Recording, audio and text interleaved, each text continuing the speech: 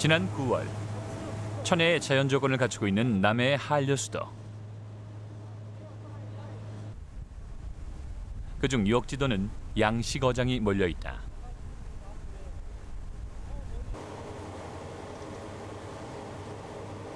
(2000년부터) 이곳에 반갑지 않은 불청객이 나타나기 시작했다. 물 위로 모습을 드러낸 것은 바로 해파리떼다.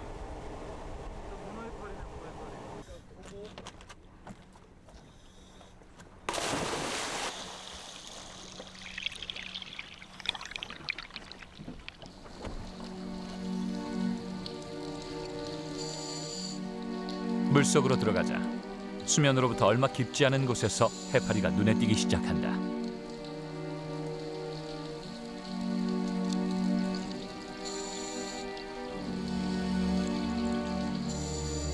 보통 해파리는 6월에 나타나기 시작해 기온이 내려가는 9월에는 모습을 감추는 것으로 알려져 있다.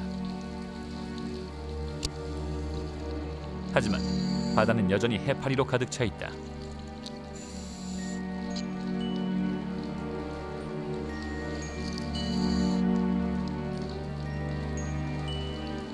해류를 따라 이동하는 강장동물인 해파리. 부유 생활을 하기 때문에 바다 어디로든 이동이 가능하다.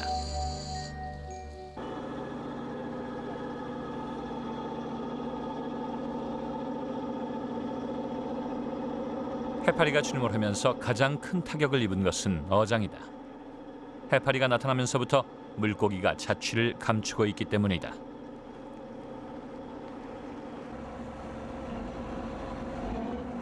해파리의 개체 수가 늘면서 그와 반비례해 어장의 물고기는 점점 줄어들고 있다.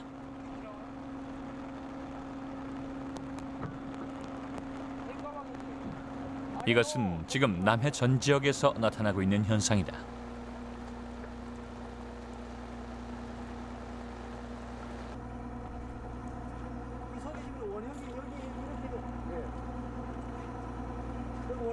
해파리로 인해 어장은 완전히 황폐화되고 있다. 수면 위까지 올라오는 해파리를 심심찮게 볼 수 있을 정도다.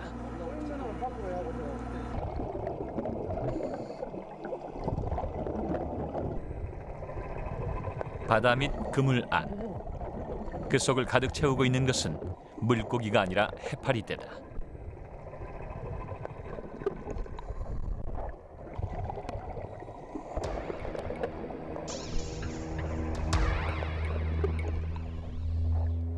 몇 마리 되지 않는 물고기는 해파리를 피하느라 분주한 모습이다.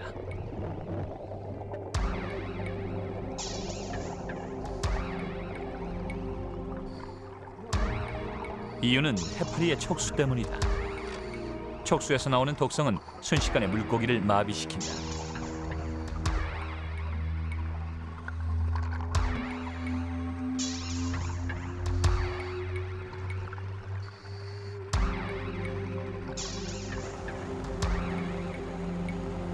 해가 갈수록 해파리의 개체수는 증가하고 있다.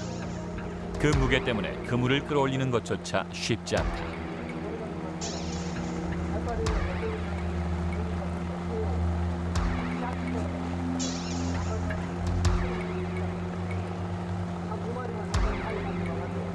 이 한 배, 이 배에 가득 채우고 또 한 배 더 채우고 이래요. 두 척, 세 척씩 막 올라옵니다.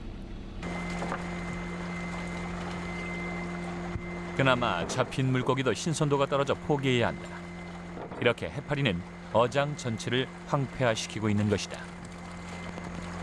고기를 저희가 이제 살려서 하루로 팔아야 그 고가를 받을 수가 있는데 해파리가 저래 섞여갖고 해파리 독성을 묻으면은 고기가 바로 죽어버려요.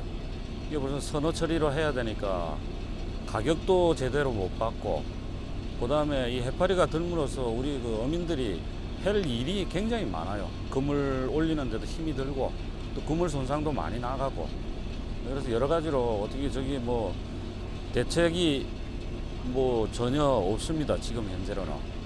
그래서 뭐 어떤 새로운 방법이 있으면 몰라도 아직까지 해마다 증가하는 해파리를 어떻게 뭐 대처할 수가 없네요 지금.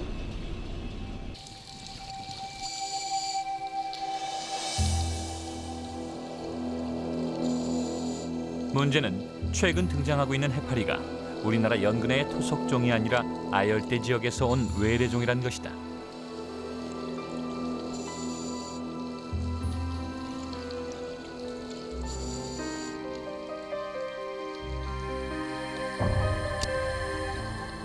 대표적인 것이 노무라 잎깃 해파리다.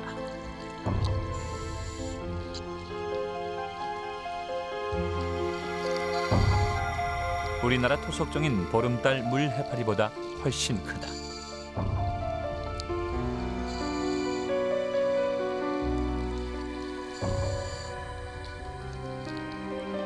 성체가 된 노무라 잎깃 해파리의 크기는 1m가 훨씬 넘고 무게도 100kg이 넘는다. 3, 4년 전부터 크게 늘고 있다.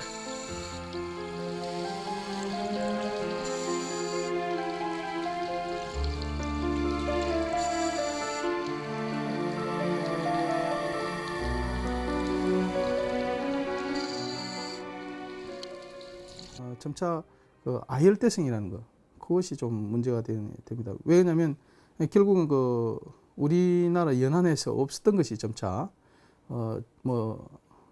확대가 되면서 우리 연안에 있는 기존에 있는 해파리들 양보다는 새로운 종이 발견되는 횟수도 많고 양도 많아졌다. 그래서 이것은 상당히 그 생태계 교란이라는 문제에서 상당히 심각한 거 아니냐.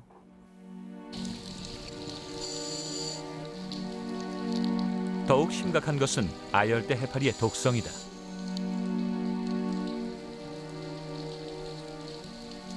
노무라 잎깃 해파리는 촉수 속에 독성을 숨기고 있다.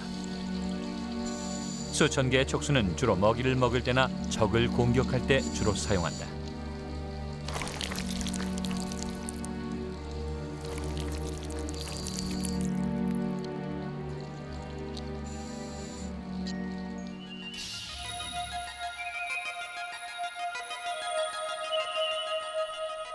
촉수 하나마다 2, 3천 개의 자포가 들어있는데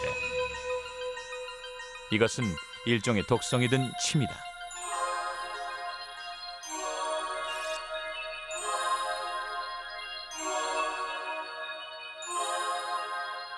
해파리를 자극하면 수천 개의 자포침이 발사돼 순식간에 적을 마비시키는 것이다.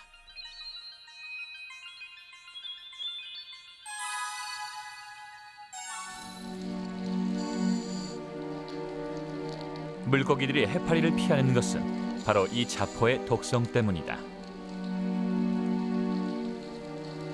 이 독성은 순식간에 물고기를 마비시켜 움직이지 못하게 한다.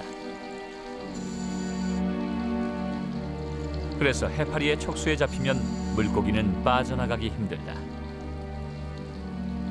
지난 7월 제주도에서 피서객들을 공격한 작은 불회관 해파리, 이 역시 아열대성 해파리다. 이제 해파리는 어장의 황폐화뿐만 아니라 인간에게도 직접적인 위협을 가하고 있다. 올해 같은 경우는 다행히도 노무라 잎깃 해파리가 대량 출현해서 연근해로 들어오는 시기가 해수욕장이 폐쇄되는 그런 시기보다 좀 늦었잖아요. 근데 만약 이 연근해로 들어오는 시기가 해수욕장이 개장되어 있는 시기와 맞았다 그러면은 그때는 진짜 크게 문제가 됐었을 겁니다. 물론 제주도나 대천이나 그런 쪽에서 간간히 문제가 있었지만 그거보다 훨씬 강도가 큰 그런 피해가 있었을 거고요.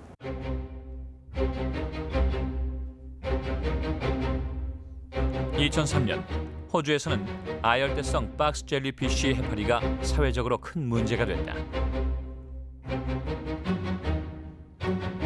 바다에서 수영을 하던 피서객이 이 해파리에 쏘여 생명이 위험한 상황에 빠진 것이다.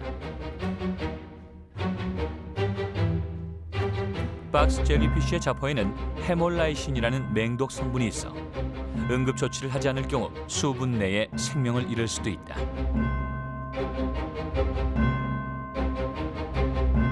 사람을 공격한 박스 젤리피쉬, 작은 불회관 해파리는 모두 아열대성 해파리다. 그렇다면 우리나라 전역에 출몰하고 있는 아열대종 노무라 잎깃 해파리의 독성은 어느 정도나 될까?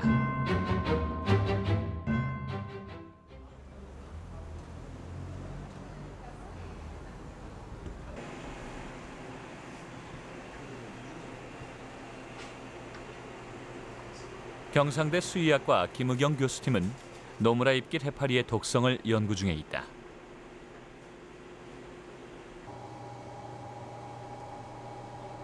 먼저 노무라 잎깃 해파리를 건조시켜 분말로 만든 후 그 추출물을 실험용 쥐의 복강에 투입해 정상 쥐와 비교 관찰했다.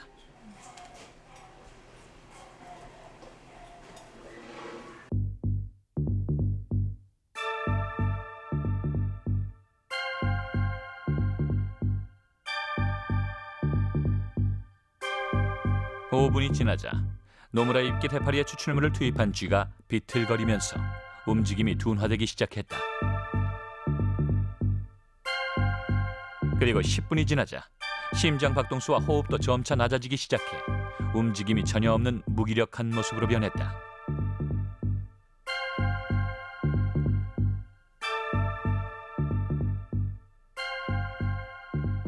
노무라 잎깃 해파리의 추출물을 투입한 지 30분.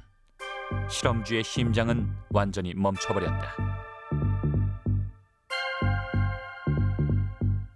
노무라 잎깃 해파리 추출액을 생쥐의 복강에 투여했을 때 수분 내에 무기력감이 관찰되었고요.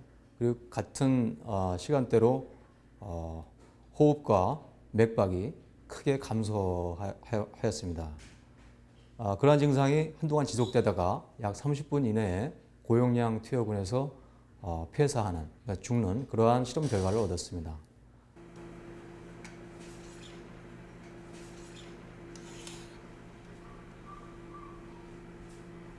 그렇다면 아열대성 해파리의 독성은 세포에 어떤 영향을 미치는 것일까?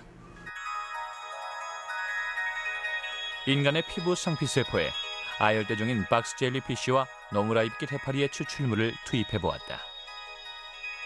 먼저 호주의 맹독성 해파리 박스 젤리피쉬의 경우 세포가 부풀어 올라 결국 세포가 터져 폐사하는 것으로 나타났다. 노무라 잎깃 해파리의 경우에도 상피세포에 심각한 변형이 관찰됐다. 결국에는 세포가 마치 고무풍선이 바람 불면 커지듯이 둥그렇게 비대되었다가 결국에는 그것이 파열돼서 세포사하는 걸로 판단되고요. 노무라 잎깃 해파리는 그에 반해서 세포 배양 실험에서는 그와 같이 현저한 현상은 관찰할 수는 없었습니다만 세포 형태에 많은 변화를 일으키는 것으로 봐서는 장시간 배양했을 때, 배양 세포에 처리했을 때 어떤 작용을 하지 않을까 지금 그런 생각을 하고 있습니다.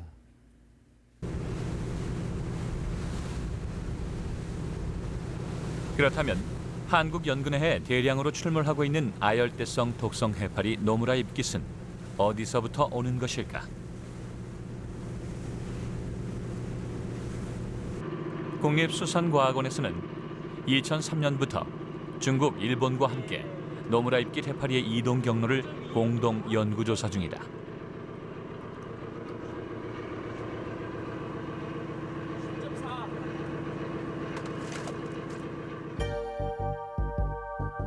해파리는 해류를 타고 이동한다. 그동안 한중일 3국 전문가들은 일본 쿠로시오 해류의 영향으로 보았다. 최근에 밝혀진 것은 남중국해에서 오는 대만 난류와 쿠로시오 해류의 지류인 대만 난류가 우리나라 서해남의 동해에 영향을 미치는 것으로 나타났다. 아열대성 노무라 잎깃 해파리의 출몰은 이 해류의 이동과 일치한다. 즉 6월 말 어린 성체로 나타나 7, 8월에 성체로 자라나고 개체 수도 급격히 증가한다. 이때 우리나라 연안 어장에 막대한 피해를 초래하는 것이다. 이러한 난류의 영향과 함께 아열대성 해파리의 증식을 부채질하는 것은 지구 온난화로 인한 수온의 상승이다. 이미 한반도 주변 바다의 수온은 세계적인 추세보다 빠른 속도로 상승하고 있다. 1993년의 경우에는 약 37도 선까지 분포를 하고 있습니다. 그러나 2002년의 경우에는 약 38도, 위도 38도 부근까지 북상에서 분포함으로써 수온 전선대가 약 10년 동안 1도 정도 북상에서 분포하는 경향을 보임으로써 수온이 상승된 것으로 보여지고 있습니다.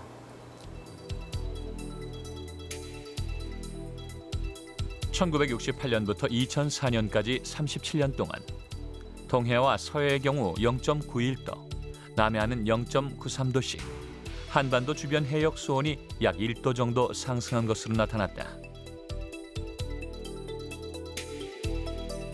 수온 1도의 상승은 변온동물인 어류는 물론 바다 생태계 전체에 엄청난 변화를 야기시킬 수 있다.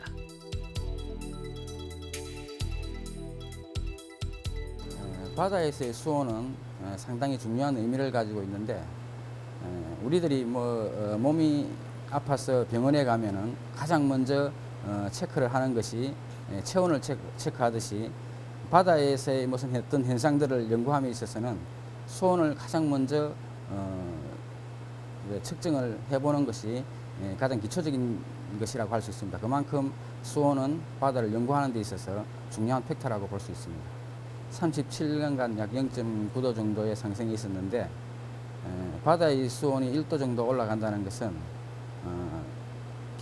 기온에서의 1도하고 큰 차이가 있기 때문에 바다에서도 여러 가지 영향을 일으킬 수 있다고 생각이 됩니다.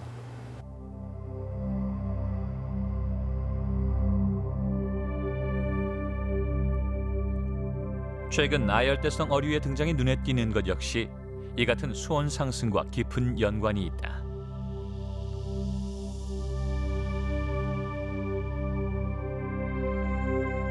한반도 연안에서 한류성 어종인 명태, 꽁치, 청어 등은 줄어든 반면 오징어, 멸치, 고등어, 방어 등 난류성 어종은 크게 증가하고 있다.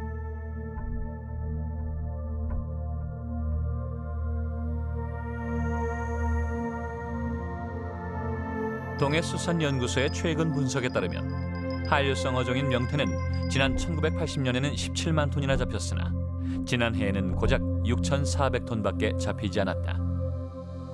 반면 난류성 어종인 오징어는 80년도 어획량이 5만 톤에 불과했지만 지난해에는 23만 톤이나 잡혔다. 결국 수온이 상승하면서 바닷속 생태계 전체가 요동치고 있는 것이다. 어떤 외적 요인으로 수온이 상승하면 어김없이 해파리의 대량 출몰이 이어진다. 울진 원자력 발전소, 바닷물을 끌어들여 냉각수로 사용하고 있는 것이다. 그런데 지난 2003년부터 해파리떼가 몰려들어 원전 운행에 차질이 생기고 있다. 냉각수를 유입하는 취수구가 있습니다. 그 취수구에서 순수하게 물만 들어가야 돼요. 이물질이 안 들어가고 물만 들어가야 이런 파이프 라인을 거쳐서 들어가는 거기 때문에 물만 들어가야 되는데, 그런 거 이제 해파리 같은 종류가 이런 큰 스크린으로 그런 그 이물질을 걸러내는데 그런 스크린을 막아버리고 하기 때문에 이제 그 발전을 못 하고 하는 것 같습니다.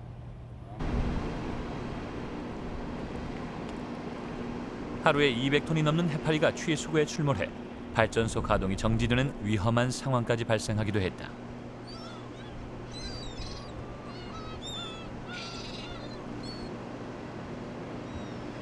결국 해파리 차단을 위해 발전소 앞바다에 차단막을 이중으로 설치했다.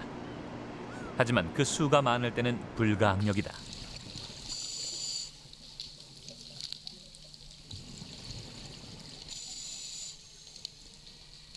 원전 운행에 막대한 피해를 유발하고 있는 해파리. 발전소 주변에 이토록 많은 해파리가 몰려드는 이유는 무엇일까?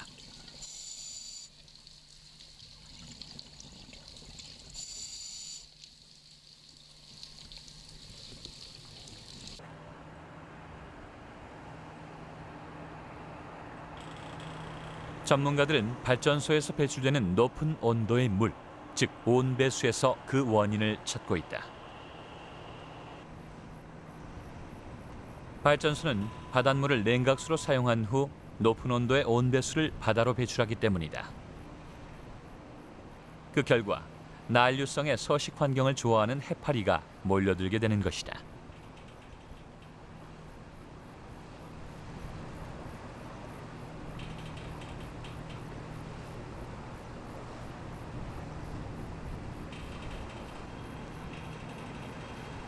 결국 지구 온난화로 인한 수온 상승은 해파리에게는 최적의 서식 환경을 제공한 반면 변온 동물인 어류의 생존에는 불리하게 작용하고 있는 것이다.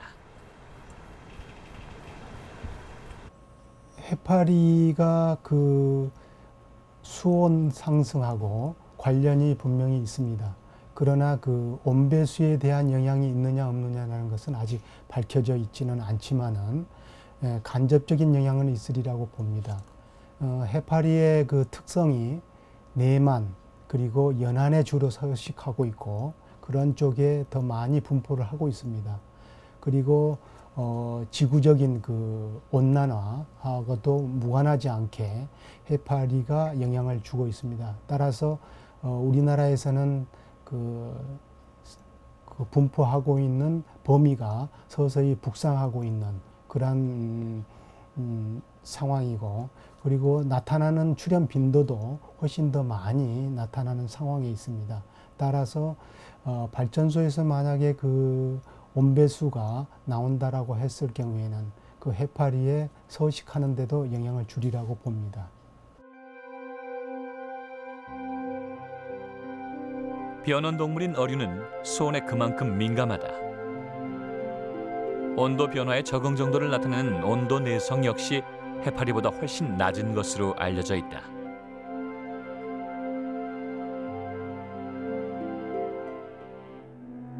하지만 해파리는 어류보다 온도 내성이 훨씬 강하다.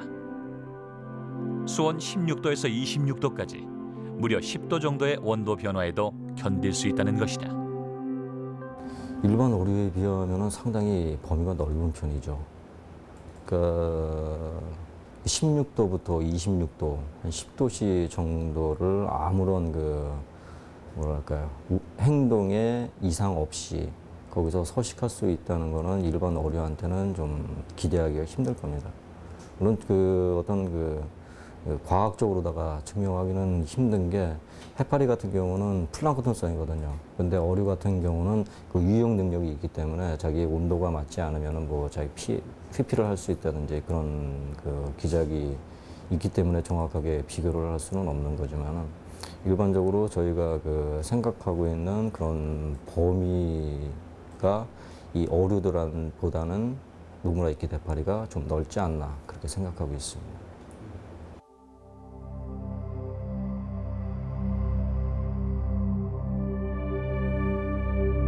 바다는 자연의 법칙인 먹이사슬에 의해 나름의 균형을 이루며 생태계를 유지한다.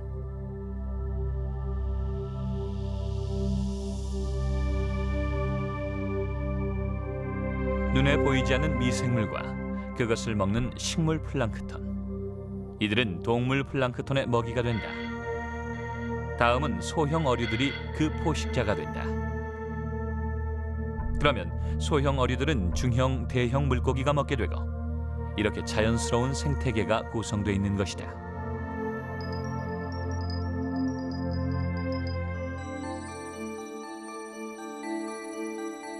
그런데 해파리 개체수의 급격한 증가로 이런 생태계의 균형이 깨진 것이다. 동물 플랑크톤을 함께 먹는 어류에게는 먹이 부족 현상이 나타나고 결국은 해파리가 출몰하는 곳에는 물고기가 사라질 수밖에 없는 것이다.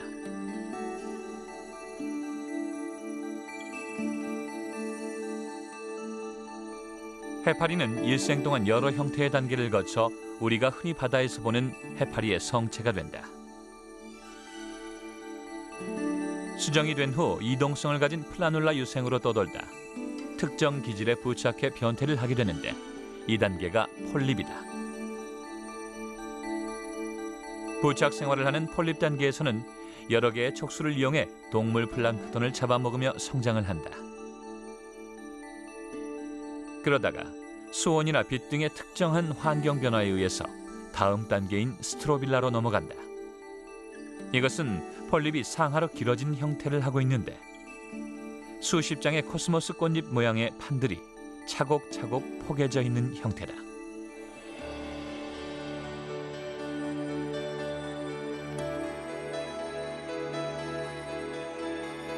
이것이 한 장 한 장 떨어져 나가 에피라가 되는데 하나의 폴립에서 보통 수십에서 수백 개의 에피라가 만들어진다.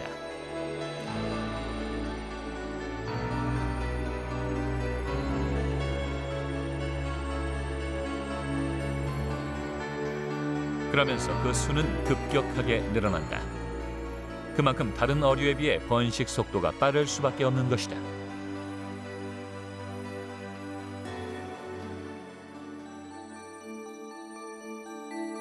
그 후 다시 한 번의 변태를 거쳐 해파리의 형태가 되는 것이다. 성체가 된 해파리의 수명은 1년 정도로 알려져 있다. 이때부터 본격적으로 물고기와 해파리는 먹이 경쟁을 벌이게 된다. 동물 플랑크톤을 먹는 해파리의 모습. 우산을 폈다 오므렸다 하면서 주변의 먹이를 입 주변으로 끌어온다. 해파리의 몸 안에 동물 플랑크톤이 가득 찬 것을 육안으로도 확인할 수 있다. 이게 주황색으로 보이는 부분들이 다 동물 플랑크톤이 들어있는 거거든요. 그 알테미아가 들어있는 건데, 알테미아가 이 끝에서부터 이렇게 지금 촉수에서는 이제 볼 수 없지만 그 덩굴선 주위에서부터 그리고 이 중간 관으로까지 이렇게 알테미아가 차 있는 것을 볼 수 있습니다. 이것은 촉수를 확대해서 그린 그림인데, 촉수 안쪽에는 이렇게 조그마한 관이 있고 이 관 안으로 이렇게 그 알테미아가 들어가 있는 것을 볼 수 있습니다. 어류에 비해 먹이를 섭취할 수 있는 입구가 많기 때문에 그만큼 먹이 경쟁에서 유리하다. 보통 어류는 이렇게 어류의 그 치어 단계에서 입이 작은 시기에 그렇게 동물 플랑크톤을 많이 잡아먹는데, 그러니까 작은 입으로 이렇게 하나씩 잡아먹어야 되는 경우의 어류의 경우는, 근데 노무라 이끼 해파리 같은 경우는 오랄암이 있고요. 오랄암이 8개가 있고 각각의 오랄암에는 또 다시 스카플렛이라고 하는 부분인데 그 부분이 2개씩 달려 있습니다. 그래서 오랄암과 스카플렛 그 두 부분으로 전부 먹이를 먹을 수 있기 때문에 그 먹이를 먹는 그 부분이 많기 때문에 또 그 좀 더 물고기보다는 훨씬 더 많은 먹이를 그 같은 시간에 비해서 훨씬 더 많은 먹이를 먹을 수 있다는 거죠.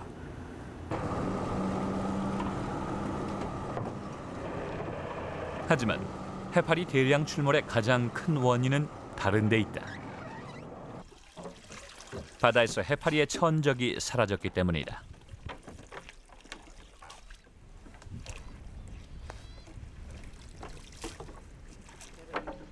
노무라 입깃 해파리 한 마리를 잡아 쥐치 양식장에 넣어보았다.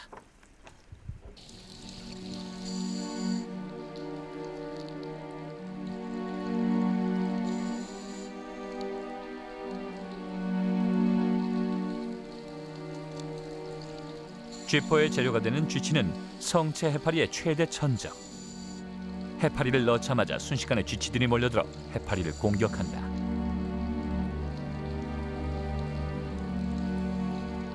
쥐치는 집요하게 해파리의 촉수와 몸체를 뜯어먹는다.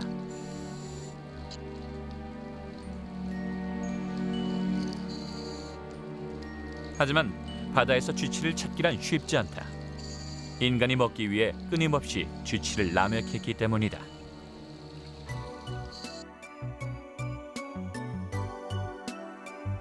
(50여 년에 걸친 무분별한 어류 남획은 한반도 인근 바다의 어자원 고갈로 이어지고 있다. 어획량의 감소가 그것을 증명하고 있다. 그러면서 하나둘 해파리의 천적도 사라져간 것이다. 폴립은 또 그 나름대로의 그 폴립만 먹는 생물들이 있어요. 복종류 중에 하나인데 그 등껍질이 없는 그런 복종류거든요. 누디브랑키아라고. 근데 예전에는 그 누디브랑키아가 안반 지역이라든지 그런 데 굉장히 많았어요. 근데 지금은 거의 찾아볼 수가 없습니다. 그러니까 성체들은 다른 그 어류들이 먹고 폴립은 다른 그보다 낮은 그 생물들이 먹고, 그렇게 된다 그러면 아기가 딱딱딱 맞아 들어가는데 그게 2개가 다 깨져버렸거든요. 그러니까 대량 출현할 수밖에 없는 그런 이유가 되는 거죠.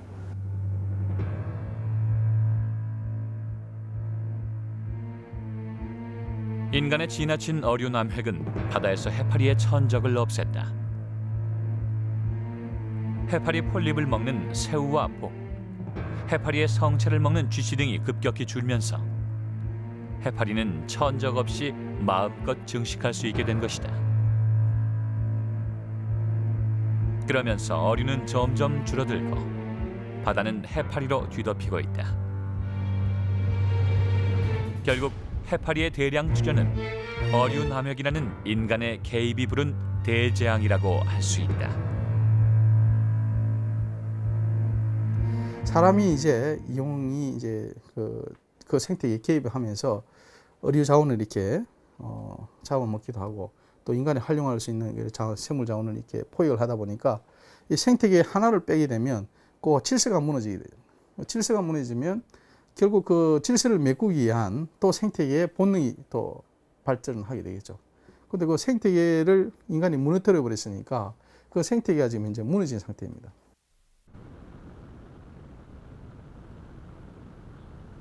인간의 활동은 끊임없이 바다 생태계를 무너뜨리고 있다.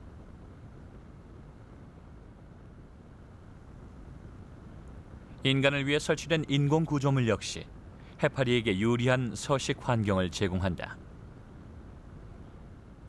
1980년대 이후 본격화된 인공 구조물은 동해, 서해, 남해 모든 해안 어디에서나 쉽게 볼 수 있다.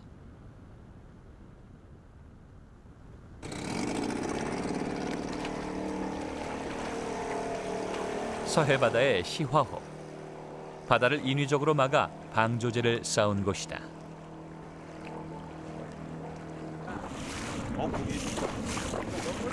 바닷물의 흐름이 정체된 시화호는 다른 곳보다 오염도가 심한 편이다. 바다 중간에도 곳곳에 콘크리트로 기둥을 세워 만든 인공 구조물이 즐비하다.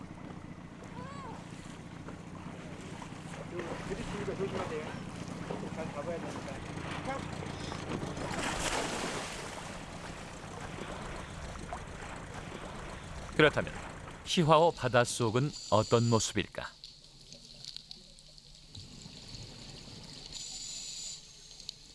뿌연 부유물 사이로 보이는 콘크리트 기둥. 그것을 가득 채우고 있는 것은 담치, 따개비 등 부착성 어패류들이다. 올 3월과 7월에 해파리의 유생, 즉 폴립이 발견된 장소도 바로 이곳이다. 부착 생활을 하는 폴립에게 인공 구조물은 좋은 서식처가 되고 있는 것이다. 인위적으로 만들어진 시화호나 마산만에서 해파리가 대량 출몰하는 것은 모두 이런 인공 구조물 때문이다. 해파리 생활사 중에서 일부가 일정 시기가 그 부착 물질, 그러니까 고착된 시멘트라든지 아니면은 어떤 폴리에틸렌 이런 데 고착해서 서식을 하는 단계가 있습니다. 그래서 인공 구조물이 많이 만들어진다면은 그런 부착할 수 있는 기질이 많이 제공되고 그런 서식지가 많이 만들어진다라는 그런 문제가 생기기 때문에 그 해파리 증가에 크게 영향을 미친다고 저희들은 분석을 하고 있습니다. 특히 그 구조물이 만들어지면 해수의 흐름이라든지 유동이 이렇게 정체된다고 그럽니까? 그러면서 그 해파리 그 유생 단계가 폴립으로 안착될 때 안착될 수 있는 환경이 더 좋아진다고 볼 수도 있죠. 뿐만 아니라 해파리는 오염 내성이 강하다.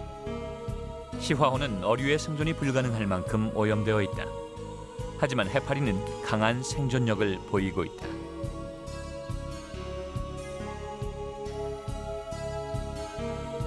해파리는 오염된 환경에서 천적 생물 하나 없이 바다의 최대 포식자로 등장하고 있다. 해양에 대한 내성이 그 해파리가 그 다른 해양 생물들에 비해서 굉장히 강하거든요.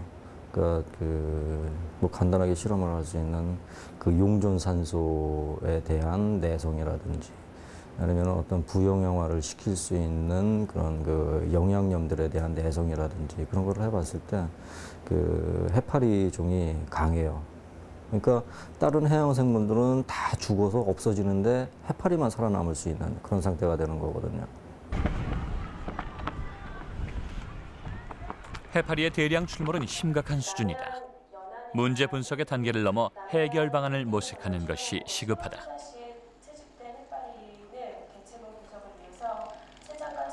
국립수산과학원에서는 여러 각도에서 다양한 연구를 진행 중이다.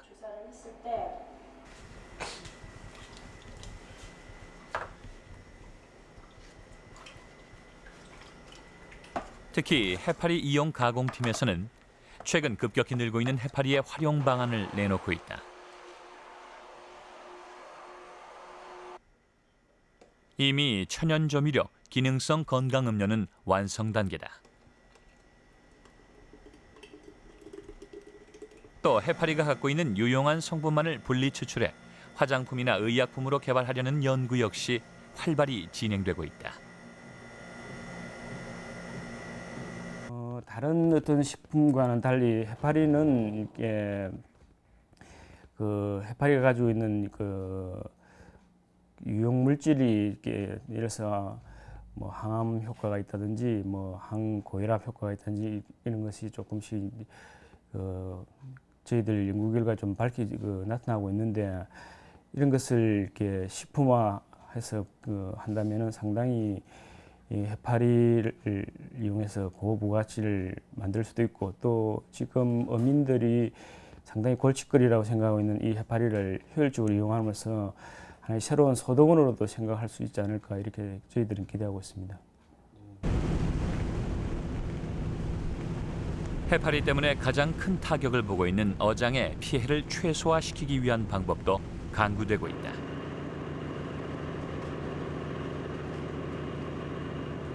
해파리를 어획물과 분리 배출할 수 있는 획기적인 장치가 바로 그것이다. 수산공학팀이 연구 개발한 이 장치는 조업 중에 그물로 유입되는 해파리를 배출하고 어류만을 포획할 수 있다. 시험 운행 조사 결과 배출구를 통해 해파리가 배출되는 비율은 평균 95%로 효과가 우수한 것으로 밝혀졌다.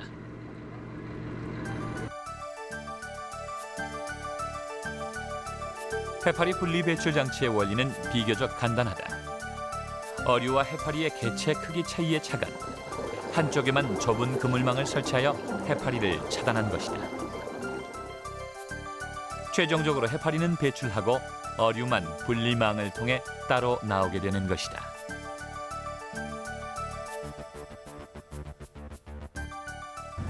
어류하고 해파리가 같이 혼액이 됐을 경우에 나타나는 문제점을 해소시킬 수 있다는 얘기죠. 그러니까 작업할 때 해파리가 같이 분리가 돼버리기 때문에 작업 시간도 줄어들고 그 다음에 어류가 이 해파리로 인한 피해도 줄일 수가 있고요. 그 다음에 해파리가 많이 발생한 시기에는 조업도 포기하는 사례도 있었는데 해파리가 발생하는 시기에도 어업인들이 계속적인 조업을 할 수 있기 때문에 어업인들한테 소득 증대에 기여를 할 수 있지 않을까 생각합니다. 안 부서진 건 이쪽을 빌리세요.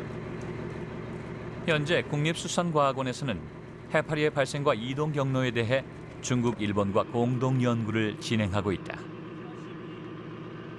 해파리의 정확한 이동 경로를 파악해 출몰 시기를 미리 예측, 그 피해를 최소화하려는 것이 목적이다.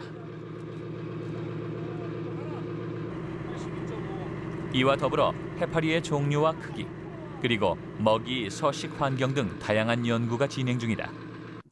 이동 경로라든지 또 전반적으로 어느 해역에 계절별로 분포하고 있다든지 이런 것을 미리 파악해 놓지 않으면 큰 재앙이 발생했을 때 대책을 수립할 수 없다든지 그렇기 때문에 미리 이제 양을 파악하는 것이 또 모니터링해서 파악해 놓는 것이 급선무가 아니냐. 그래서 이제 저희들이 여러 가지 과학적인 방법으로 조사를 해야 된다고 생각합니다.